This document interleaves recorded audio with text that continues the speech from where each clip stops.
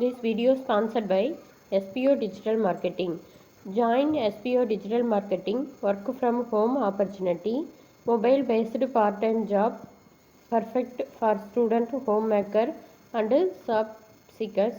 Use your free time to earn, no fixed hours. Work out your convenience. Just share and publish content. Simple task. No only selling or no referral. Have a Facebook, Instagram or YouTube account. You are already eligible. Earn daily income with instant payout. Start from day one. டிஸ்கிரிப்ஷனில் number கொடுத்துருக்கு, நீங்கள் வேணும்னா அதில் use பண்ணி இதில் join பண்ணி நீங்கள் work பண்ணிக்கலாம். தேங்க்யூ.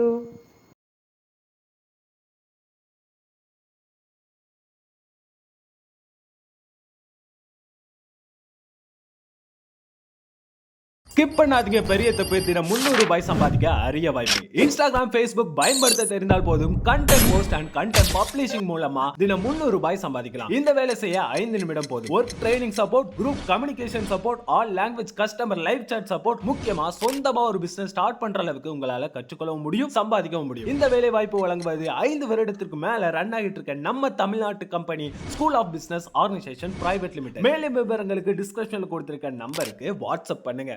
வணக்கம் நண்பர்களே. இஓடி சீரியஸ் போட்டு ரொம்ப நாள் ஆச்சு. ஒரு நல்ல டாபிக்கோட வந்திருக்குங்க. அதாவது சமீபத்தில் தந்தூரி சிக்கன் சாப்பிட்டா கேன்சர் அதிகமாகலாம், அது கொஞ்சம் அவாய்ட் பண்ணணும் அப்படின்னு சில காணொலிகள் பார்த்துங்க. ஸோ இதில் எந்த அளவுக்கு அறிவியல் உண்மை இருக்கு, இது எந்த அளவுக்கு நாம் அவாய்ட் பண்ணுமா இல்லையா, அதை பற்றி நாம் எப்பவும் போல தீர அலசி ஆராய்ச்சி பண்ணிடுவோம். வாங்க.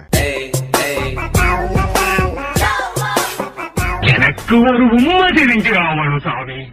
எப்பவுமே கேன்சர் ஆராய்ச்சியாளர்களுக்கும் கறி சாப்பிட்றவங்களுக்கும் எப்பவுமே ஒரு வாய்க்கா தகராறு இருந்துகிட்டே தாங்க இருக்கு. ஸோ அப்பப்போ கறி சாப்பிட்டா அது வந்துடும் இது வந்துடும் சொல்லிட்டே இருப்பாங்க. ஸோ அதில் இப்போ ரொம்ப நாளாக ஓடிட்டு இருக்கிற ஒரு டாபிக் தான் இந்த தீயில வாட்டிய இறைச்சி. சரிங்களா, அது பார்பிக்யூ, தந்தூரி, கிரில்டு இந்த மாதிரிலாம் சொல்கிறோம் இல்லைங்களா. இந்த தீயில வாட்டிய இறைச்சியை அதிகமாக எடுத்துக்கிட்டா கேன்சர் அதிகமாகலாமா? ப்ராஸ்டேட் கேன்சர், கோலோரெக்டல் கேன்சர், அதாவது நம்ம இறைப்பை, அப்புறம் வந்து பார்த்திங்கன்னா பெருங்குடல், மலக்குடல், இதிலெல்லாம் வந்து உங்களுக்கு கேன்சர் அதிகமாகலாமா அப்படின்னு சில சந்தேகத்துக்குரிய ஒரு பார்வை இருக்குது.